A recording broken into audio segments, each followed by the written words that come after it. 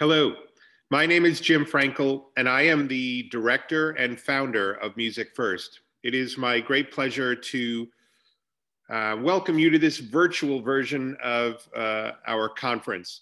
The session that I'll be presenting today is entitled Rethinking the Virtual Ensemble, Tips for Successfully Managing Navigating Virtual Learning. Anyway, over the course of the next hour, I'm hoping to share a whole bunch of tips, some that have nothing to do with Music First at all, using free tools, and some, of course, that focus on the Music First classroom. Anyway, I hope you enjoy the session. I'm going to turn my video off at this point and focus on the session. So I'll come back at the end. All right. So with that, let's just dive right in. So obviously we're in a new world. We're in the COVID-19 world, and who would have thought back in March of last year that it would have lasted this long?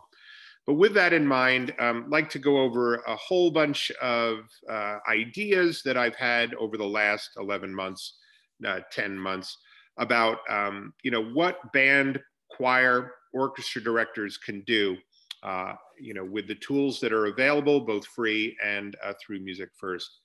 But first, we're going to talk about managing expectations. There are a lot of realities, which I am sure that you have found out over the course of the last 10 months. We'll talk about managing expectations, and probably most importantly, rethinking the music curriculum, rethinking your approach for teaching these ensembles. I am sure that most of you have already done this, so please humor me with some ideas based on the experience that I've had over the last 10 months, myself teaching online, as well as the thousands of teachers who are using Music First. We're going to talk a little bit about video conferencing options. There are pros and cons to it, what you're doing, how you're using it, some kind of creative ways. We'll look at the actual tools themselves. We'll talk about screen capturing software, and then the options that are available for you. Most oftentimes, you don't have an option.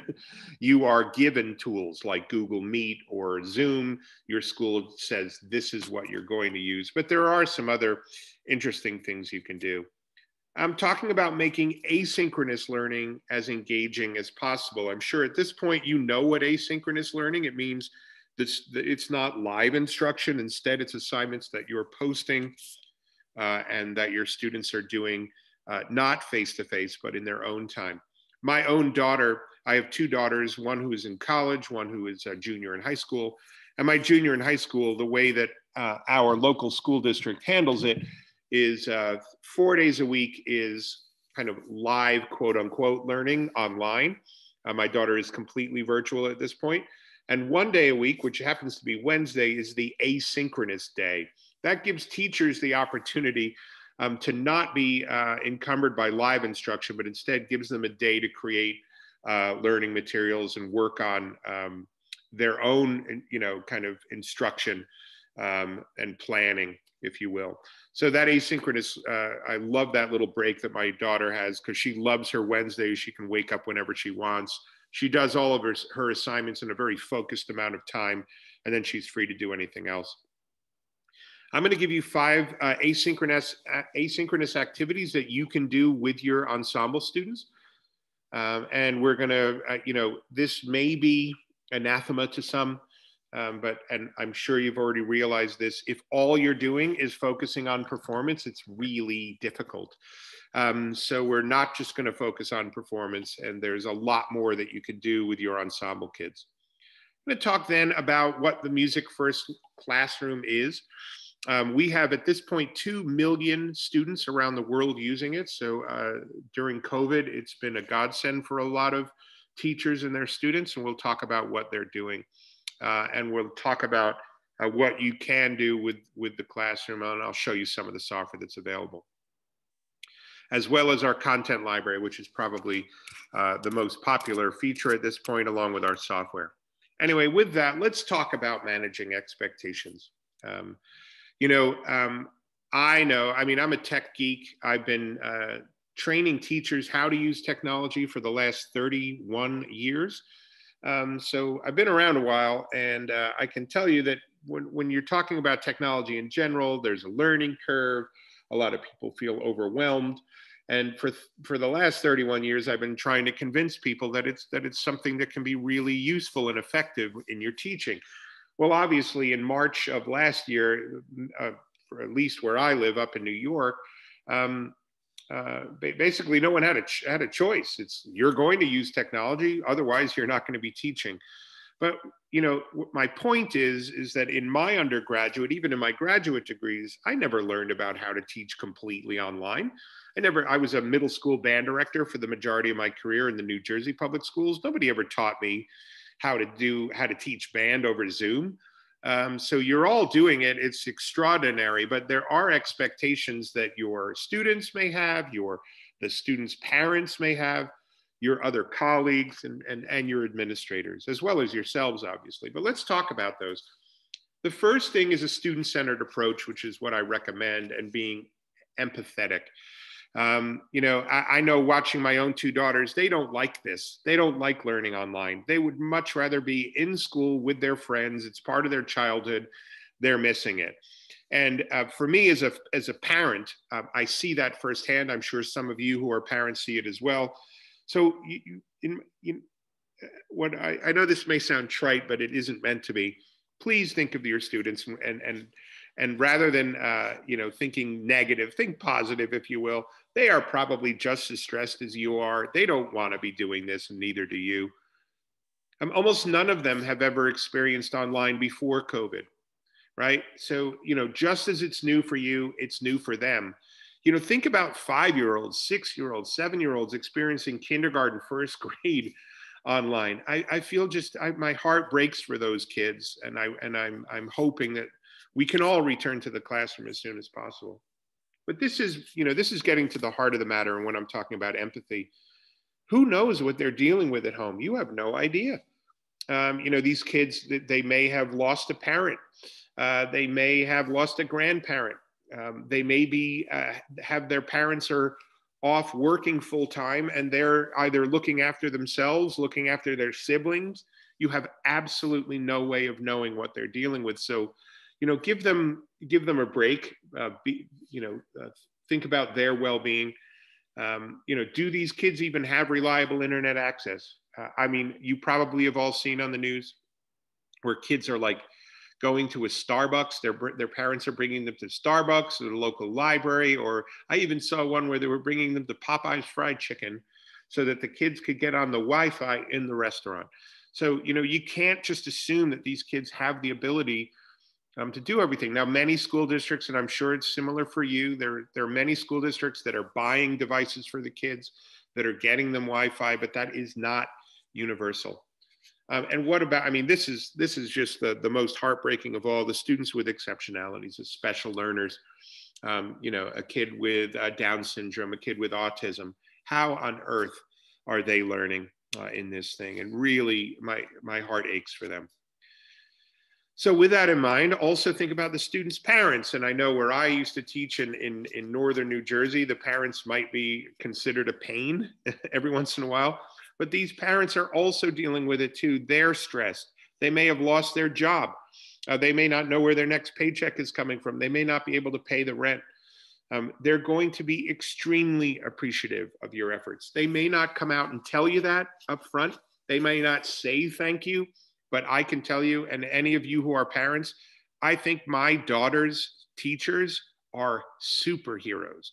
And I don't say that lightly. It's extraordinary what they're doing. I happened to reach out and tell the principal what I thought, but not a lot of parents do. They are loving what you're doing for their kids. And it's one of those things, I know this is probably terrible to say, but how many times have you ever said, I wonder what parents would do if they had to deal with their child all day? Now they're very appreciative. Rise to become the true rock star you are. This is a moment for our subject to shine. Music is therapy for these kids. It can be during the day. It's that, they get to be creative. They get to, kind of open up. It's almost like a mental recess, if you will, that they're able to learn about music, something that is, quote unquote, fun. So they're looking forward to it, and the parents think of it. Are very appreciative. Think of yourself. I know this is, it's obvious, but maybe you haven't These are uncharted waters. You're probably just as stressed as everybody else. When I see examples of teachers whose own children are at home learning online and they're trying to navigate that while at the same time teaching full time, incredible, superhero level. Make sure you take some time for self-care. And what I mean by that is go out and take a walk, go learn an instrument, go do something non-computer. Get off of Facebook, get off of whatever, social media you're on. Just unplug, move away. It'll be better for everybody. It'll be better for you. Your brain cannot do Zoom 8 hours a day for 10 months without some type of negative effect. So I'm sure you'll all agree with me on that. The students understand if things don't go according to plan. It is true. They're navigating this just like you are. So don't be hard on yourself if things go wrong. Creating online learning takes time. That's a fact. Okay. So if you're, I know when I was teaching, if I had a band rehearsal, my preparation was I walked into the room, I had my baton, and I remembered, where did we leave off last rehearsal? In the online world, not the case. You're having to create materials. You're having to create content. Maybe you're making quizzes. You're finding videos. You're cobbling together all these different resources. It takes a lot of time to do that. If you're creating them from scratch materials, it'll take 2 to 3 times as long as if you were doing in-person instruction. Pace yourself and your students. Don't try to do too much. This may sound, pipe dream, but shoot for 1 or 2 meaningful activities per week, depending on the type of class. Anyway, hopefully some of that resonates with you. Let's talk about the next aspect, which is, pre-COVID, if you're a band director, a choir director, an orchestra director, a jazz ensemble, modern band, mariachi, whatever it is that you're doing, what COVID has done, forcing us online or in a hybrid world, or saying that the children are not allowed to play or sing in a large group in your room, it has forced everybody to rethink their curriculum, their music curriculum for the online world. And that's the bottom line. If you try to replicate exactly what you were doing, it won't work. It's just that simple, because you can't do it. It's just not technically possible. When I think of, if you're a performance ensemble leader, the immediate thought is, oh, I'll just do live rehearsals. They don't work online. And you've probably have tried it. I saw recently, in the beginning of January, I saw an article about drive-in rehearsals where kids were showing up in their cars, and the director was in a parking lot conducting, but all the cars had their windows rolled up and the kids were singing. I mean, incredibly resourceful. But in my opinion, there are few available options that will make a live rehearsal experience effective. Rethink it. I'm sure you've tried Zoom rehearsals. They don't work. There's a 500 millisecond delay. Even the most experienced musicians cannot sing or play together over Zoom. Yes, there are some tools that are available that claim to eliminate the latency. There are some things that require hardware. There are things that don't require hardware. But none of them, in my opinion, at least what I've seen so far, is effective for large groups of kids, and that's what we do. You can do virtual rehearsals, you just have to think of it differently. For example, you can do a Zoom rehearsal, just tell everybody to mute their microphone. You won't be able to hear them at all, but you can conduct them, and it'll sound great. I mean, it'll be dead silent. I hope you get the tongue in cheek, there are no mistakes to hear, but at least the kids can be in their room or in their dining room or wherever they're learning, playing their instruments, singing along with you. They just won't hear everybody else. It's okay. There are plenty of other things you can do than rehearse. I think the main thing that I would be thinking about if I were in your position is, how do I keep these students engaged so that when this whole thing is over, I still have a choir, I still have a band, I still have an orchestra. So if I were in your position, I would be trying to make this as fun as possible, as engaging as possible. No one thought back in March of last year that we'd be out of school for a year. I know it's different for some of you. I'm sure some of you are even now doing live instruction. But where I live in New York, that's basically been the thing.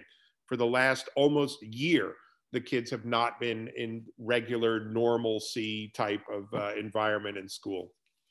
But there are other things you can do. Don't expect your students to attend live classes. That might be heresy for some. But back to the last slide, you don't know what these kids are experiencing. I see things on on Facebook groups where teachers will rant about, oh, my students haven't shown up for the last 3 weeks. It's not because they don't like you sometimes. Maybe it's because they can't get in. So don't worry if they can't get in live.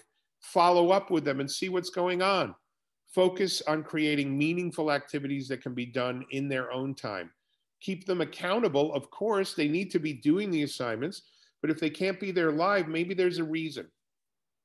Consider holding a once-a-week live class for those who are interested, right? So maybe every Monday morning, you're going to do a virtual band meeting, virtual choir meeting, virtual orchestra meeting. And that's just like, hey, how are you doing? How's everything going? How was your week? You know, are there any questions? You know, think of it that way as kind of a group meeting. Online discussion boards are great. Again, you want them to be accountable. You want them to be doing things for you.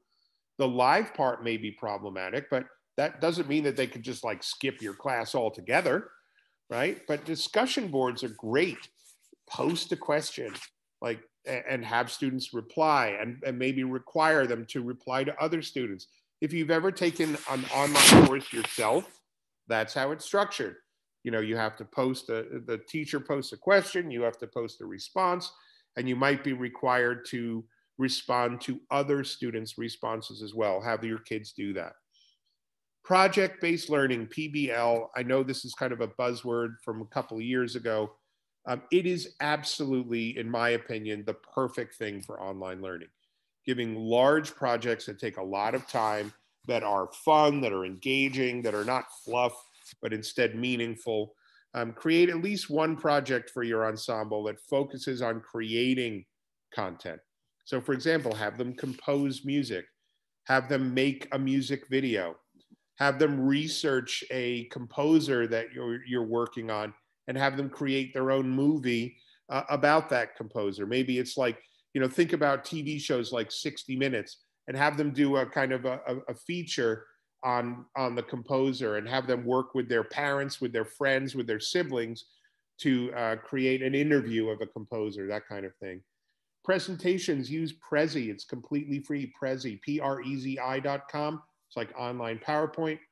Have them create podcasts. Podcasts are the most open-ended assignment there is. You can do anything with podcasting. You know, have them create a podcast about how to play the flute. What is the proper vocal technique? How do you pronounce the lyrics of this song that happens to be in German? How, you know, have them create videos for kids who might be, let's say, a beginning violin student. Have your advanced kids create tutorial videos. If you go on YouTube, you can learn anything. Have your kids create those kind of videos or podcasts. Have them invent their own musical instrument. Have them build it out of household materials. You might think I'm crazy. This project worked really, really well for me, especially with like elementary, middle school kids. They love doing that type of thing. And of course, have them record audio and record video constantly. There are free tools out there. There are also tools that are involved or a part of the Music First classroom. I'm sure you're familiar. And seriously, the last thing I'll say about this before I get into some more specifics is, remember, this is temporary. This is a blip on the life arc that you're living. We will get back to normal. Things will get better. You will be teaching your students in person again, right? So, I mean, as I'm recording this, we're a month into vaccinations. Hopefully by the summer, we'll have herd immunity, 70% vaccinations, and by the fall, or maybe even the summer, you'll be running your marching band camp or whatever it is that you do. And in the fall, you know, I'm hoping everything will be completely back to normal. We'll be making music together with our students in large groups indoors. Won't that be wonderful? It's kind of one of those things where you don't know what you had until it's gone. boy, did we take that whole idea for granted of rehearsing together in a room, and we will get back. This is temporary. So moving on, video conferencing options, pros and cons. Well, these are the four main ones. Really, Skype is not one of the main ones in schools, but Zoom and Google Hangouts are, those are, that's what people are using. I use Zoom exclusively at Music First. I also use occasionally Microsoft Teams for some other meetings that I've had. I'm not a huge fan of Google Hangouts, but again, your IT department has probably already selected this for you. You don't have a choice. And often you can't use any other. So whatever you're given, you have. Now, the bottom line with it, none of these work for live rehearsals, none of them, okay? Because there is a 500 millisecond, 300 to 500 millisecond delay, also known as latency, between the time that, if you say go to the students, they will hear it basically a half a second later. And then when they respond, that's another half a second. So it's almost a full second off between you saying, okay, go, and them actually responding. So that's why it doesn't work, and it doesn't matter. And if your Wi-Fi is like the most blazing fast Wi-Fi in the world, it still has that delay. And if you're on bad Wi-Fi, that delay can even be as much as 2 seconds, which is completely unusable. Anyway, you've probably all experienced everything I've already talked about. I just wanted to go over it again and explain why. Again, there are other tools out there. There's, Jam Kazam. There's a whole bunch of things that are coming around, and I'm sure that developers are working really hard to eliminate that latency. It is almost always going to require either a piece of hardware or a piece of locally installed software, and that's not always a viable solution, especially if kids are using Chromebooks. Back to virtual rehearsals and performances, which I mentioned earlier.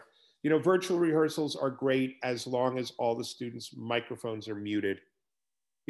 Some school districts don't allow the kids to have their video on. So how on earth can you rehearse like that? It's like, oh, mind-blowingly silly to me.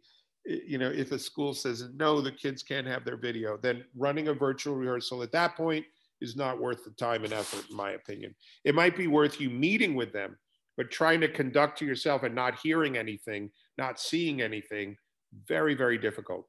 And virtual performances, I am sure that you have seen these like Eric Whitacre style videos online of a choir, a band, an orchestra, where they have, maybe dozens of little videos showing the kids playing. If you've tried to do that, you know just how difficult it is. Without exaggeration, the first time you try doing that, you need to have separate audio tracks and separate video tracks. You need to have a way of syncing those tracks. Often it's like, the kids have to have a metronome at a very specific tempo with no variation on that. What I've seen some teachers do is the kids have to clap at the beginning, like one measure before they're going to start. It is very difficult. And then you need pretty much professional level video editing software like Adobe Premiere or Final Cut Pro. And if you're just trying to do it yourself and you go on YouTube and you see these tutorials how to do it, it will likely take you 40 to 60 hours to assemble a 3-minute piece. So then you have to ask yourself, is that worth the effort? Now, I think that many of you might say yes, because it makes the kids feel really great.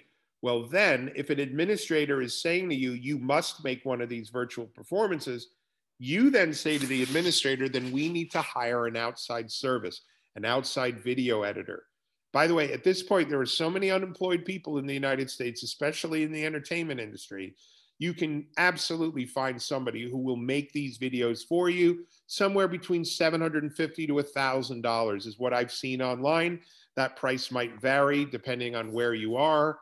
But that's money well spent, because you don't have to spend 40 to 50 to 60 hours of your unpaid free time to make those performances. Again, they're wonderful. They're great.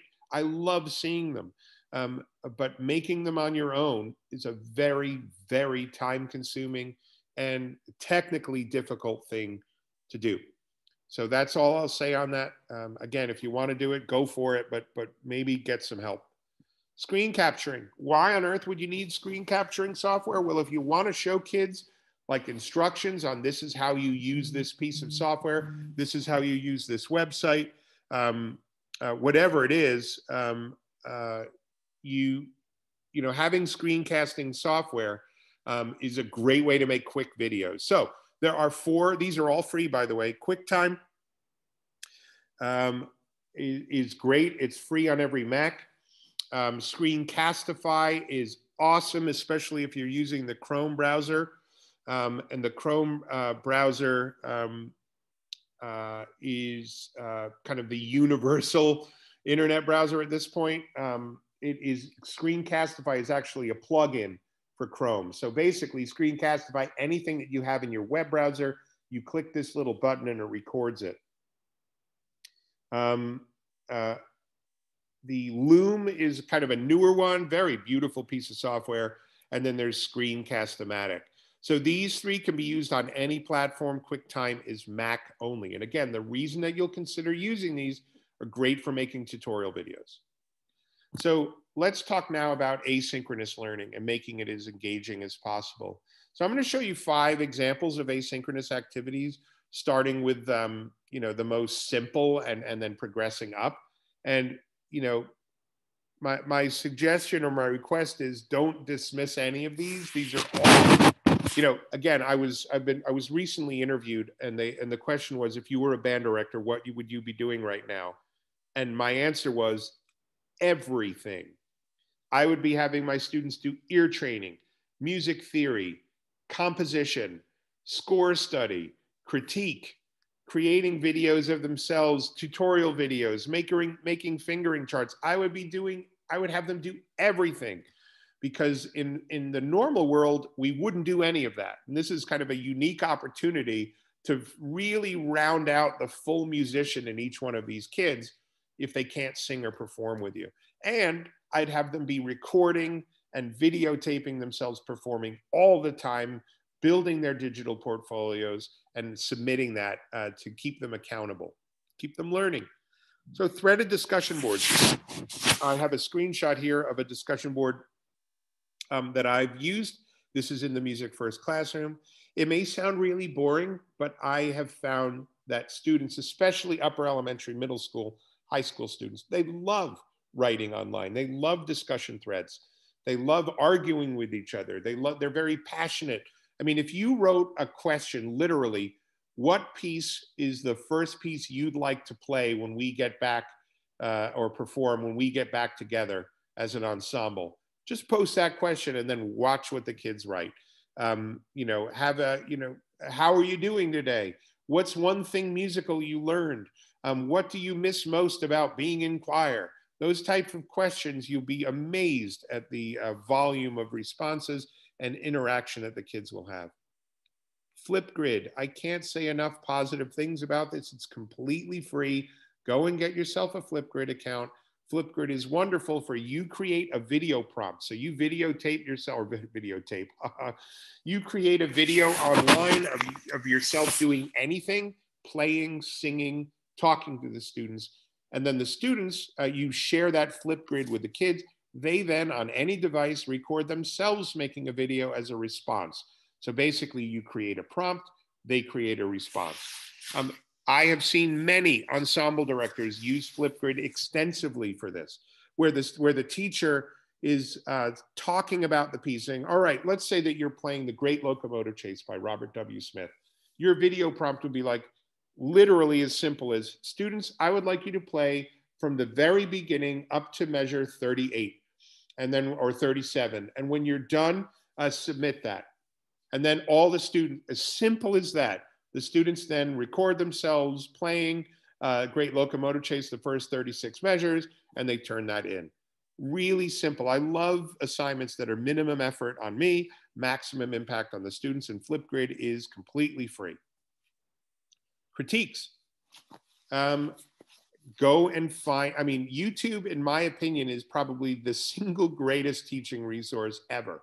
There are so many wonderful videos on there of performances, of tutorials, whatever. I mean, kids can go on and learn how to do anything on YouTube, anything musical, guitar, ukulele, you know, how to play the French horn, how to clean your flute, how to put new strings on the violin, whatever. They can learn it, but critiques are really wonderful.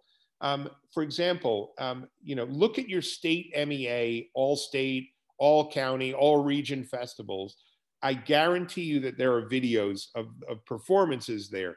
Find one of those videos, find a piece that you were going to perform with your ensemble, post it, and have the students write musical critiques.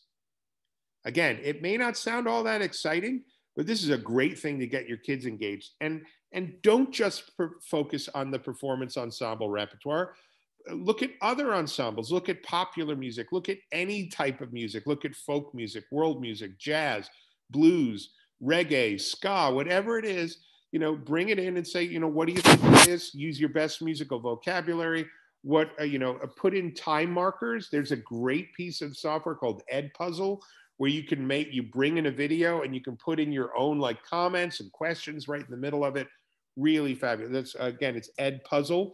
I'm sure some of you are already using it. Critiques are really, really great. You just find a YouTube video and ask the students to write about it. Creative projects. When I was in my 20s, I used to go to conferences because I was very interested in creativity, and I was also a band director. And a lot of times they would say, oh, you could do composition with your band, with your choir, right during your rehearsals. And I would walk away from those sessions and say, that's really nice, thanks very much. But I have a concert on the horizon. I can't spend the time doing that creative stuff. Great idea, can't do it. Now you can. There are no concerts. And if you are doing a concert, then it's a miracle. But there are no concerts. So now is the time to do creative stuff.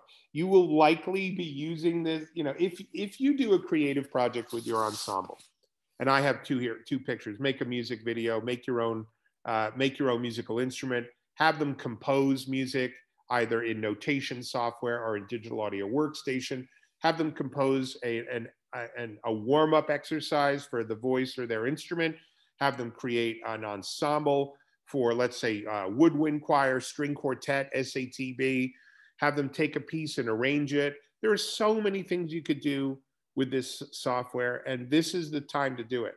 What I am predicting is that when we get back into virtual or into in-person instruction, a lot of the activities that you've been doing with the kids during this COVID time, you'll continue doing because you'll be amazed at what the kids give, you know, and you know, or turn in. And the bottom line is that because all these things are online, you can still do it. You don't have to quote unquote waste your rehearsal time with, you know, taking time out for the kids to be creative. They can do it when they're not with you, when they're not in your ensemble, when they're at home. So I can't stress creative projects enough. And of course, drill, practice, assess. You know, there's a very common phrase called drill and kill. Maybe people who call things drill and kill have never actually taught an ensemble before. You can't have enough, in my opinion. That's what builds mastery. That's part of the 10,000 hour principle. So things like practice first, that is a part of the Music First classroom. Things like Sight Reading Factory. Note Flight has a product called Soundcheck that does some similar to what Practice First does. There's an audio recorder, video submission. Aurelia and Musician are our ear training and music theory. Get these kids focused on their musicianship skills. Have them play and sing constantly on a weekly basis. Keep them accountable, keep them playing, keep the horn in their face, as they say. And do that on a weekly basis. Give them a weekly sight reading example, a weekly performance assessment, a weekly recording that they have to hand, and a weekly ear training quiz. And have them do that ear training quiz like every Monday. Have them do their recording, their audio recording every Tuesday, the performance assessment every Wednesday, sight reading every Thursday. And on Friday, they could do something creative. That's what I would be doing right now if I were still teaching band. So let's turn now to what is Music First. right? So I am the founder and director, I'm the designer, and I brought all these really what I think are wonderful software tools and content into one place. We are the only comprehensive learning management system built specifically for music education. No one else can say that. It's like Google Classroom, like Canvas, like Schoology, but built just for music teachers. And how we're different than something like Google Classroom, for example, is that we have a massive content library, lesson plans, tasks, assessments, courses that are pre-made, already there for you. We've done the hard work. We've taken the time to build hundreds and hundreds of quizzes. If you've ever tried to make a quiz in Google Forms, you know how much time that can take, right? So we have this massive content library, and we also have 10, soon to be 11 software titles that you can decide whether or not you want to use with your ensemble. From a compatibility standpoint, we're very proud to say that we work on absolutely every platform, right? So Mac, PC, Chromebook, iPhone, Android, tablet, iPad, Kindle, whatever it is, as long as you can use the Chrome browser on the device, you can use Music First. The only exception is that on the iPhone, and this is the real true story, the folks at Apple don't get along with the folks at Google, and Google is the company that made Chrome. So therefore, Apple will not allow microphone access using the Chrome browser. They'll allow it using the Safari browser, but not Chrome. And the Safari browser is kind of lame for music software. So Chrome is where it's at. So unfortunately, if your students use an iPhone or an iPad, they have to download our free app. It's like a helper app, if you will. Basically, it allows access to the microphone so that they can do all their work. It's completely free, but thanks, Apple. They made us make this, and that's just where it is. So we have 10 software titles that are available. Again, by the time you're seeing this session, there may be an 11th, but I'll focus on these for now and just talk about what they are. So Focus on Sound is included with every subscription to Music First Classroom. It is an encyclopedia of musical instruments and a dictionary. And it also has hundreds of pre-made lesson plans and hundreds of pre-made quizzes and tests. It's fantastic. OGenerator is a beat-making app. It is included with Music First Classroom unless you buy Practice First. If you buy Practice First, which is our red note, yellow note, green note assessment, we don't give you OGenerator. Instead, we fill it with 20,000 pieces of content. So it's a good trade. You can always then add OGenerator, but that most ensemble directors opt for, hey, I want Practice First with all the content. So Practice First is a direct competitor to things like Smart Music, if you will. And we have had explosive growth, a lot of very happy people using this. And some amazing new features will be coming out very soon, if they haven't already by the time you're watching this. Sight Reading Factory is by far the best sight reading software there is, period. Nothing else comes close. It's fabulous. And most ensemble directors, these are the two things they focus on: Practice First and Sight Reading Factory. Ear training, music theory. You have Aurelia and Musician, made by Rising Software. They've been around for 20 years. And we have the kind of the light version, the first version, if you will. More than enough ear training and music theory for an ensemble.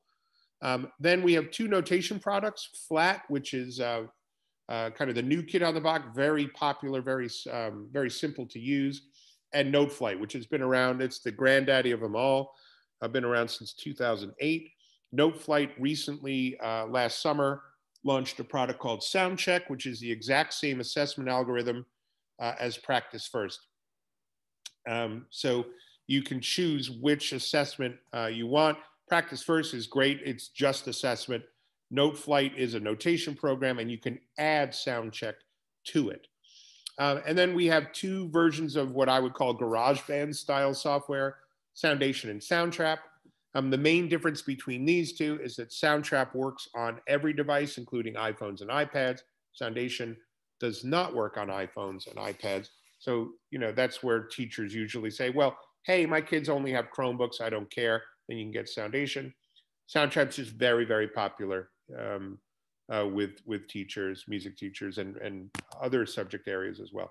So those are the 10 software titles. You don't get all of them. You pick and choose which ones you want. Each software title has a different price. It's kind of like going to a Cracker Barrel and saying, I'd like a little bit of mac and cheese, a little bit of lasagna, and well, that'd be very cheesy. You get the idea. Maybe some fried chicken. So you choose the pieces that the software that fits your teaching. So most Ensemble directors will get Focus on Sound included. They'll get Practice First and Sight Reading Factory. Or instead of Practice First, they might get Note Flight with Sound Check for their assessment. And then maybe they'll choose Ralia Musician. That's what most Ensemble directors this year are selecting. But it's up to you. So with that, just quickly before I show you the platform itself, I know I've been doing a lot of talking. We have 4 different ways of integrating the software into Music First. We have generic tasks. That's the least amount of work for you. Hey kids, go into Practice First, choose any piece you want, play it and submit it. Specific tasks, hey kids, go into Practice First and perform this specific piece of repertoire, right? So you're pointing them to the exact thing you want them to do. A template task is, say, something like our audio recorder. You can upload a backing track and then have the students sing or perform over it. So you're doing like half of the assignment for them, and then they're adding. So you're creating the assignment with a template task. And then last but not least is free play, where the students can use the software, access all of the content on it anytime they want. So let's take a look. I'm going to go in and jump to the learning management system itself. This is Music First Classroom. I'm going to log in as a teacher. So this is the teacher view. When I go in, here is my software tab. These 4 tabs up here are the main things. You'll see the classes that you're currently teaching. You can be teaching as many classes as you want. You'd scroll down and you'd see, all your classes below. Very similar to something like Google Classroom, Canvas, and Schoology. So in the software tab, are the software that you have selected for your specific implementation. Every single school has a custom URL with a custom software lineup. We don't have one giant site that everybody subscribes to. We literally create a specific site just for your school. So this is the software. I'll come back to it in a minute. We have a resources tab. So things like Flipgrid, things like Shed the Music, which is amazing. musictheory.net, other great tools. Intune Monthly, you get a subscription. Then there's our content library. You can go into the Music First library. This is what I'm most proud of as an educator. Let's say that you're a string teacher. You can go into the orchestra section and you can pull up what we call courses. Let's pull up a middle school orchestra course. This is basically an example of what another string teacher has been doing. There are 10 different kind of areas of study. And this is an entire year's worth of material that you can give your kids. It gives you a huge leg up, right? You're not creating everything from scratch. And if you say, well, this is awesome, I would like to use it, you just click Use Course Now, you decide what you're gonna call it, and you click Create Class, and away you go, all right? So the content library is pretty amazing. Again, something for everybody. If you're a band or choir director, there's stuff in there for you, including courses. There's basically an AP theory style music theory course. There's tons of general music courses, as well as hundreds and hundreds and hundreds of pre-made assessments. And then, of course, there's your classroom management, which, if you're already familiar with Google Classroom, Canvas, and Schoology, we do all of that. While we're on that subject, Music First Classroom integrates directly with Google Classroom. So if you're already using Google Classroom, you can do everything from Music First Classroom and share it in Google Classroom. Anyway, with that, let's open up our most popular software for ensemble directors. This is called Practice First.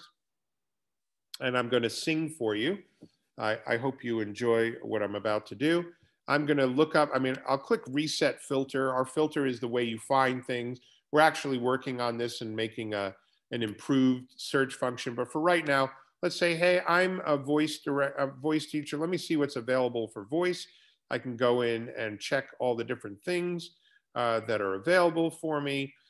Let me go into And by the way, the most common criticism that you'll hear about practice is that we don't have anywhere near as much content as Smart Music. And while that is true, we are, we don't have as much as Smart Music.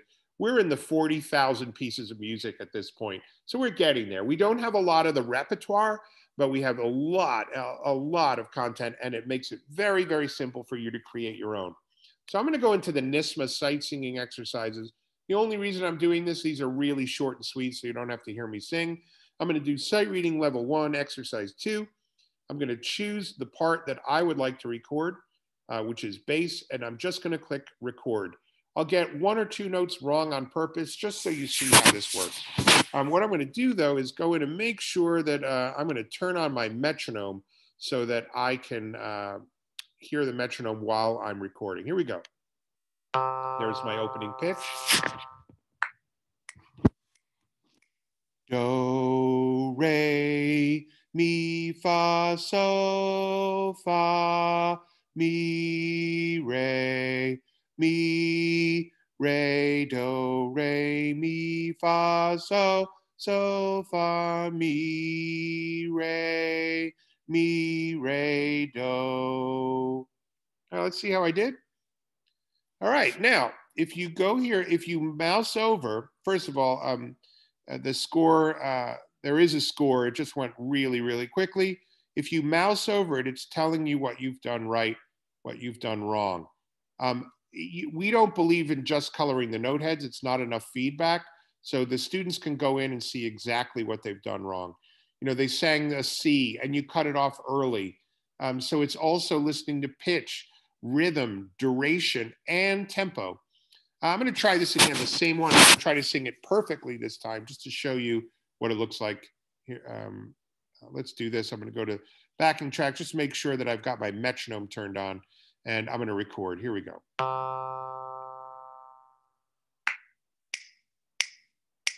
Do, re, mi, fa, sol, fa, mi, re, do, re, mi, fa, sol, fa, mi, re, do. All right, so here's the score. And we do it very, very differently. I designed this kind of idea. I got a 90. And the reason is even though I think I'm a decent singer, I was very, as Randy Jackson would say, pitchy. So I got an 86 on my pitch and 93 on my rhythm. Why did I get a 93? Well, let's go in here. I basically held this too long. And in here, if you go in, it'll tell you if I I took a breath here. By the way, there is a way to make the scoring algorithm easier, which would have made this a 100. It's on the medium level right now, and so it's a little bit pickier. Anyway, I hope you get the idea. Now, why am I showing you this? Well, if you're doing a virtual ensemble, you're teaching your band online, you can give your kid, let me just show you how this works. I can go in, I'm going to pull up one of my classes. Let's say that it's the Elk Ridge Middle School Band. So I'm going to pull up this class, and I'm going to create a practice first assignment right now. But I don't have a lot of time, right? So I'm going to say, create a task. And I'm going to say, week 1 performance assessment. Okay. What type of task? It's music first software. Which software? This is practice first. And I'm going to say, please select the piece that we discussed in our meeting this week and perform it to the best of your ability. Right? When is this due? So I'm in January right now. It's due January 29th. I can tag it to any set of standards that I want. You just have to enable them on your site. So if let's say I'm in Georgia, I can say, yeah, this is definitely skills critique. I can open that up, say this is performing and reading, and it's not singing, it's performing, because I'm going to do that. I'm going to add this to the gradebook, make it worth 100 points, and I'm going to click create task. Just to show you how easy this is, Once I've done that, I can now open it in Practice First. I'm going to show you a generic task. And nobody else does this, by the way. I want the students to pick the piece that we discussed in class. So I'm going to click Create Generic Assignment.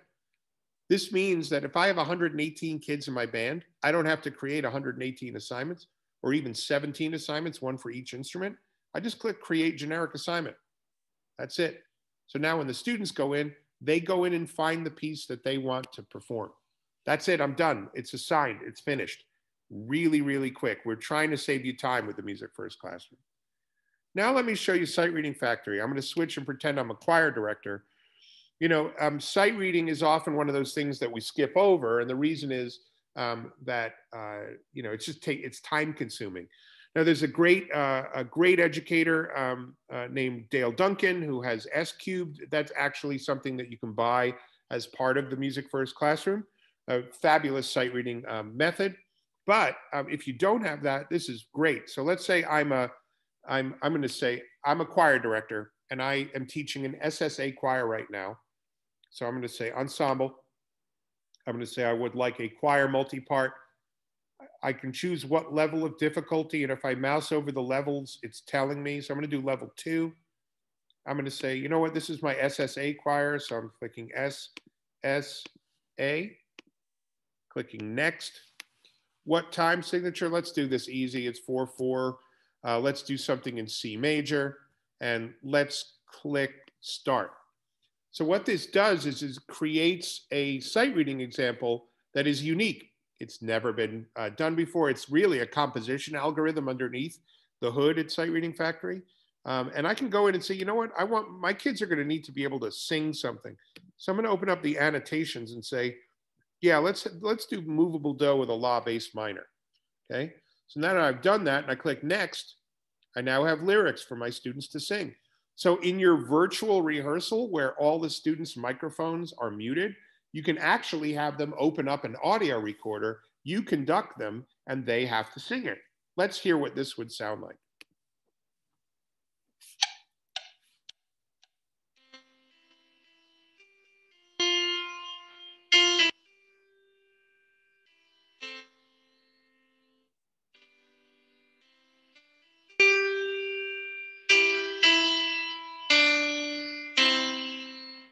Terrific, right? Pretty cool.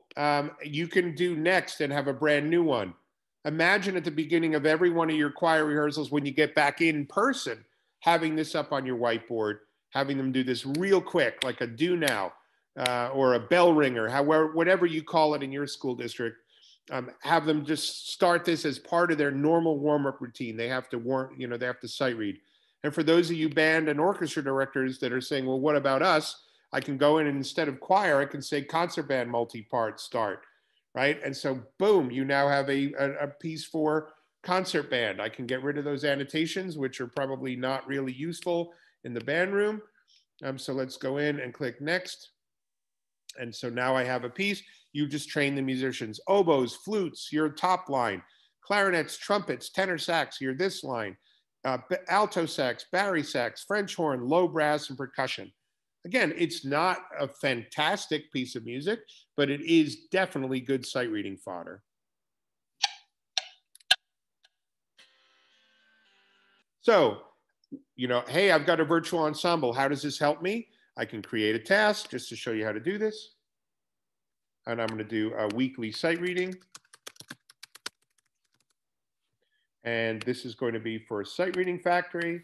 And I'm going to say, select the level, key, and time signature that we discussed at our meeting this week, right? So you can actually make this what's known as a favorite and use it over and over and over. I'll show you how to do that in a minute. So here we go. I'm not going to assign it when it's due just yet, but I am going to add it to the grade book. I'm going to make it worth 100 points. I'm going to click Create Task. I know I'm zipping through this, but I think you get the idea. I can share it in Google Classroom. I could share it in Remind. By the way, if I do want to share it in Google Classroom, you have to attach it to the software first. But if you click on that, it brings up all the classes that you're currently teaching on Google Classroom right now. But if I'm going to skip that for now, I'm going to open it in Sight Reading Factory. And with Sight Reading Factory, I'm going to just say select the instrument, voice type, key, and time signature. All right. Do you want to allow unlimited attempts? Do you want them just to get a maximum of 3 tries before they have to turn it in? Let the students choose the level, the instrument, the key, the time signature. How many measures do you want it? What tempo? How many seconds do they get before they have to start recording? Do you want the metronome? Do you want the metronome subdivided? Do you want the measures to disappear once they're finished? Do you want there to be a cursor? Do you want there to be measure numbers? If you're doing vocal work, do you want to have the movable do or scale degrees put in for them? Let's just click attach assignment. Are you sure? Yes, I am. That's it. Now, by the way, I can make this a favorite. I can go to my class calendar. By the way, you can't do this on other platforms, I promise you. So I'm in January 21. I'm going to go to my favorites list, go all the way to the bottom. There's my weekly sight reading.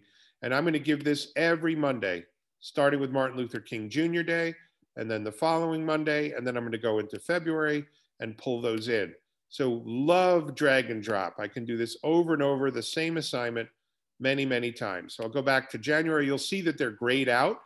That just means that the kids won't be able to see these until you mouse over them and say make visible. The reason for that is if they were all visible right away, they'd record all of them and you wouldn't get the desired effect. But now it's ready to go.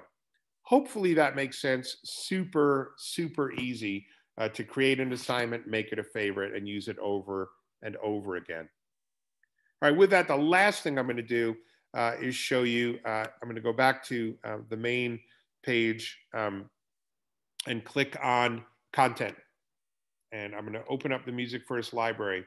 And let's say, you're saying, well, Jim, it's all great that you're giving us creative project ideas, but I don't know what on earth to do. I'm going to click on band. And I'm going to go over here and look up some composition activities.